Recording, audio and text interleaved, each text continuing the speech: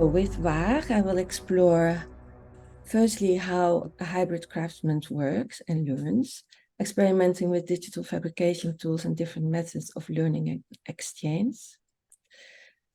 But more specifically, how the doing, making with, and the tangible qualities and characteristics of materials can be transformed through technology-mediated environments. I will explore haptic technology, which can also be low-tech, to develop a demonstrator of my artistic method that is called touching, for the transfer of tangible and embodied qualities of doing crafts. So in this pilot, we will explore these kinds of tie-dye and coloring techniques that have different histories and origins, but are further developed in the Netherlands. Another one is block printing, as the first cotton printing house in Europe was actually established in Amersfoort in 1678. Before that time, Europe had no printed fabrics. Until then, patterns on fabrics were embroidered or woven, but cotton has been printed in Asia for centuries. Traders in India brought hand-painted and hand-printed fabrics and brought them to the West, where they became fashionable among the upper class. When the demand for printed fabrics increased, people also started making the fabric in the Netherlands. And in Ireland, we would like to explore the possibilities of integrating different media and digital fabrication techniques for these kind of crafts that have been present in the Netherlands for centuries, honoring their heritage and origin while experimenting with new ideas and methods.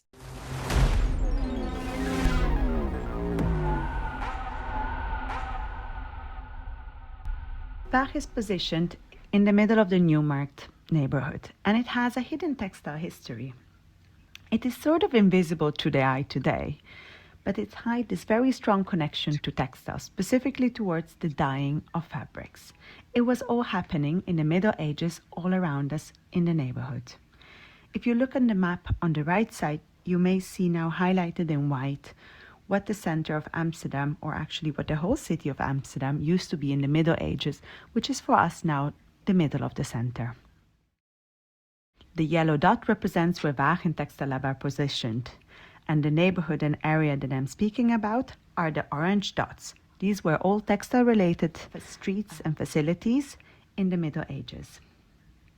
Waag was one of the entry ports to the city. But by walking around in our neighborhood, slowly, if you start to pay attention to what's actually there, it becomes clear that a number of streets in our neighborhood were actually populated by textile-related guilds and practices. If you have a look at the Groenburgwal, it actually indicates that the indigo dyers were positioned here.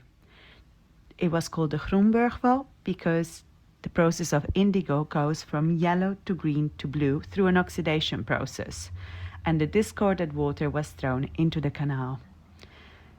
Next to it was the Vervestraat, the Dyer Street. Also here there is both a street and there was a large canal where the dyers were positioned and would discard their water. The Staalstraat, the Staalhof, are the place where the staalmeesters used to have their guild. This is where the Fabric Sample Masters Guild was positioned for quality checks. The Raamgracht, one that we will look at more in depth, is the Frames Canal. Many people misunderstand this name. This is actually where the cloth, the woolen cloth, was stretched after being washed and dyed. And finally, the Spinhuissteeg and the Rasphuis. These were two female and male working prisons where women spun yarn and men rasped Brazil wood for the dyeing. All of this was part of what we call the lakens industry. Going forward, what you can notice is that actually the city was a lot smaller. If you look at the image on the right side, you see Amsterdam mid-1500s. What you also start to notice is that the craftsmen were actually positioned on the edge of this area. If we zoom in, still having Waag as the yellow dot and orange as the area that we're looking at, you start to see the Raamgracht, and where all of these frames for the dyed cloth were actually stretched. They were on the very edge of the city. Moving forward later on, we see that actually the city grew in just 100 years much, much larger. So if we click through this video, you will be able to see how that relates to the city today and understand how fast also all of these practices were slowly pushed outside of the city. It is quite hard to imagine actually how these practices were once so close to the tourist, the center, and all of the shops.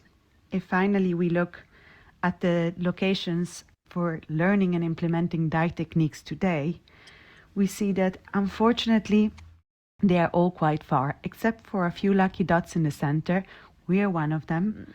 The labs, the independent craftspeople, platforms and festivals, and also businesses that implement natural dyeing and printing in the city have actually been pushed outside of the boundaries of the city center and often even outside of the ring.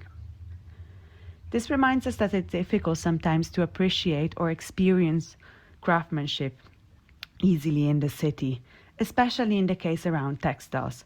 We do not see any longer the label acquired for this happening all around us. We are not able to directly experience the knowledge, the mastership and makership that is necessary and involved in these practices. Most of these are in fact usually happening very, very far away, not even in our own country anymore, but actually on the other side of the world. This is why we organized the Color Walk. About a month ago, led by Cecilia Raspanti and Hubert Dakens, we took a group of participants throughout the streets in our neighborhood. Actually started to rediscover how close these professions were once happening all around us, how the dyers were in the middle of the city, how the cloths were stretched just around the corner from our building, and how, for example, the last thing that came through our Waag building as waiting house was actually a chest of indigo. We looked at the process of indigo dyeing standing at the Groenburgwal, imagining how stinky it must have been there. You can follow this walk by scanning the QR code on the right side, and here you're able to see an interactive map and follow the walk yourself. This walk and open map are a simple first step to acknowledge how distant we are from these kind of crafts and how far it is to experience these. It also points us to the fact that creating open source knowledge such as maps, tools, machinery and archives that are actually accessible within the city to a wider public, we can create a collective knowledge pool that offers easier access to these and hopefully keeps generations aware of what seemed to have been forgotten while utilizing tools of today.